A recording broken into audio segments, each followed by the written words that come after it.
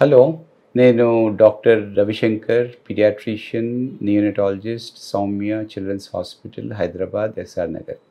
ఇది ఇప్పుడు మనం మటుకి మాట్లాడుకునేది ఏంటంటే, చంటి పిల్లల్లో కంట్లోంచి ఎందుకు ఊసులాగా వస్తుంది, అంటే దాంట్లోంచి మటుకి వాటరింగ్ ఎందుకు వస్తుంది, ఎందుకు మటుకి కళ్ళు మటుకి అంటుకుంటూ ఉంటాయి, అది నార్మల్లా అబ్నార్మల్లా, అలాంటి విషయాల గురించి మనం మటుకి మాట్లాడుకుందాం. ఇప్పుడు చంటి పిల్లల్లో ఫస్ట్ పుట్టిన వెంటనే ఐస్లో కొద్దిగా అప్పుడప్పుడు మటుకి ఆమ్నియోటిక్ ఫ్లూయిడ్, కొద్దిగా స్కిన్ మీద ఉండే కొంత మటుకి మెటీరియల్ కంట్లో వెళ్ళడం వల్ల కంట్లోంచి కొద్దిగా మటుకి ఊసులాగా వస్తుంది.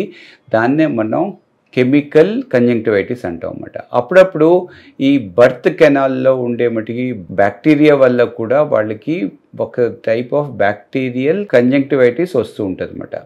సో ఇలాంటి మటుకి కంజంక్టివైటిస్ వచ్చినప్పుడు కళ్ళు మటుకి ఎర్రగా అవుతాయి, కంట్లోంచి బాగా ఊసు వస్తూ ఉంటుంది, పస్లాగా వస్తూ ఉంటుంది, కళ్ళు మటుకి అంటుకుంటూ ఉంటాయి. సో అటువంటి టైంలో అలాగ ఉన్నప్పుడు అవి కంట్లో ఒకవేళ కంజంక్టివైటిస్ కానీ వచ్చింది అంటే దాన్ని శుభ్రంగా మనం మటుకి క్లీన్ చేసి యాంటీబయాటిక్ డ్రాప్స్ అయితే ఇవ్వాల్సి వస్తుంది. అప్పుడప్పుడు మనం పిల్లల్లో ఏంటి అబ్జర్వ్ మటుకి చేస్తూ ఉంటామంటే, ఆ కంట్లోంచి అలాగ మటుకి వాటర్ అనేది కంటిన్యూస్గా వస్తూ ఉంటుంది, అంటే ఫ్యూ వీక్స్ వరకు వస్తూ ఉంటుంది. సో అది ఏంటంటే యూజువల్గా there is a small pipe మాట ఇన్సైడ్, అంటే ఐకి నోస్కి మధ్యలో ఒక చిన్న పైప్ లాగా ఉంటుంది, సన్నమైన పైప్ అంటాం. దాన్నే మనం నాసో లాక్రిమల్ డక్ట్ అంటాం అన్నమాట. ఈ డక్ట్ వల్ల ఏంటంటే ఐస్లో ఉండే మటి వాటరు సెక్రీషన్స్ అన్నీ ఐస్ నుంచి నోస్కి వెళ్తాయి. సో ఆ డక్ట్ కానీ బ్లాక్ అయిపోతే అప్పుడప్పుడు వాళ్ళకి మటుకి కంట్లోంచి ఓవర్ఫ్లో అయ్యి ఎప్పుడు మటుకి వాటరీగా ఉంటాయి అన్నమాట.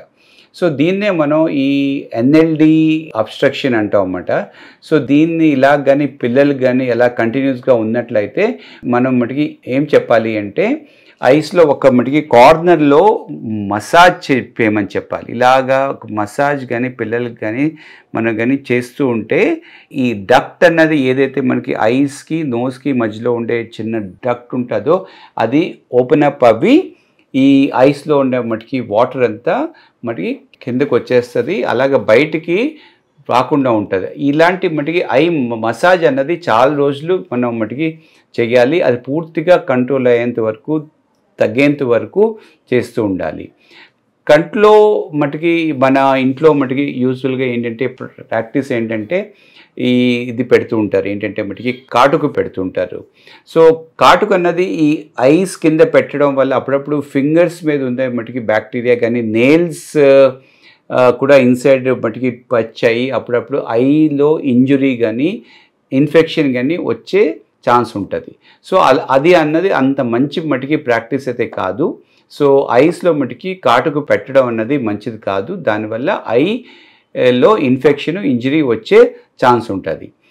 సో ఇలాంటి మటుకి ప్రతిదీ కూడా ఇన్ఫెక్షన్ కాదు, అంటే ప్రతిసారి మటుకి ఐస్లోంచి కానీ మటుకి వాటర్ వచ్చిందంటే అది ఇన్ఫెక్షన్ కాదు.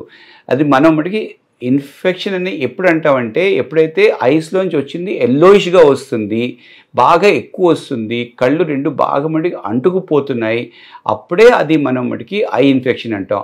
ఇలాంటి ఐ ఇన్ఫెక్షన్లో ఐ ఇన్సైడ్ వైట్ ఇంకా కిందని కూడా ఇది మటుకి కంజంక్టివా కూడా రెడ్గా ఉంటాయన్నమాట. సో ఇలాంటి సైన్స్ ఉన్నప్పుడే మనం మటుకి యాంటీబయాటిక్ డ్రాప్స్ అన్నది మనం మటుకి ఒక 5 to 7 days మనం మటుకి వాడాలి. బట్ అదర్ టైమ్స్లో యూజువల్గా అది మనకి మటుకి అవసరం ఉండదు. పుట్టిన వెంటనే ఐస్ని శుభ్రంగా మటుకి క్లీన్ అయితే చేయాలి, అంటే ఒక వెట్ కాటన్తో ఈ రెండు ఐస్ని కూడా క్లీన్ చేస్తే ఈ బయట స్కిన్ మీద ఉండే మటుకి మెటీరియల్ ఐస్లోకి వెళ్లకుండా ఇలాంటి కెమికల్ కంజంక్టివైటిస్ రాకుండా ఉంటుంది. సో ఏంటంటే మనం మటుకి చూసుకోవాల్సింది ఏంటంటే, కంటిన్యూస్గా ఉంటుందా, అంటే ప్రతిరోజు వస్తుందా, అప్పుడప్పుడు వస్తుందా, ఐస్లో ఏమైనా మటుకి ఇన్ఫెక్షన్ ఉన్నదా, లేకపోతే ఇది మటుకి ఆ ట్యూబ్ బ్లాక్ వల్ల అలా అవుతుందా, అది మనం కానీ చూసుకుంటే ఈ ఐ ప్రాబ్లమ్స్ని మనం ఈజీగా మనం మటుకి మేనేజ్ చేయొచ్చు. ఇలాంటి మటుకి ఐ ప్రాబ్లమ్స్ అంటే ఐ డిశ్చార్జ్ అవుతున్నప్పుడు అప్పుడప్పుడు మన ఇంట్లో ఏం చేస్తారంటే, తల్లి పాలు కూడా దాంట్లో మటుకి బ్రెస్ట్ మిల్క్ కూడా వేస్తూ ఉంటారు అన్నమాట. సో బ్రెస్ట్ మిల్క్లో కూడా యాంటీ ఇన్ఫెక్టివ్ ప్రాపర్టీస్ ఉంటాయి, అందువల్ల తనకి ఇన్ఫెక్షన్ క్యూర్ అవ్వే ఛాన్సెస్ అయితే ఉంటాయి. కానీ అది 100% మటుకి ఎఫికేషియస్ కాదు. అది పెట్టడంలో ఏ రకమైన తప్పు అయితే మటుకి లేదు. కానీ అది అన్ని ఇన్ఫెక్షన్స్ని మటుకి క్యూర్ అయితే చేయలేదు. ఇంకోటి ఏంటంటే ఎప్పుడన్నా ఈ ఐస్ చుట్టూ కానీ వాపు వచ్చింది, లేకపోతే ఐస్కి ఒక సైడ్లో కానీ వాపు వచ్చింది, ఐస్ బల్జ్ అయిపోతున్నాయి, అట్లా ఏమైనా బయటకు వచ్చేస్తున్నట్లు అనిపిస్తున్నాయి, అట్లా ఏమైనా ఉంటే డెఫినెట్గా ఇమీడియట్గా ఎమర్జెన్సీగా అట్లాంటి కండిషన్లో మనం ఒక ఆప్థెల్మాలజిస్ట్ అంటే ఐ స్పెషలిస్ట్కి ఒకసారి డెఫినెట్గా చూపించాలి.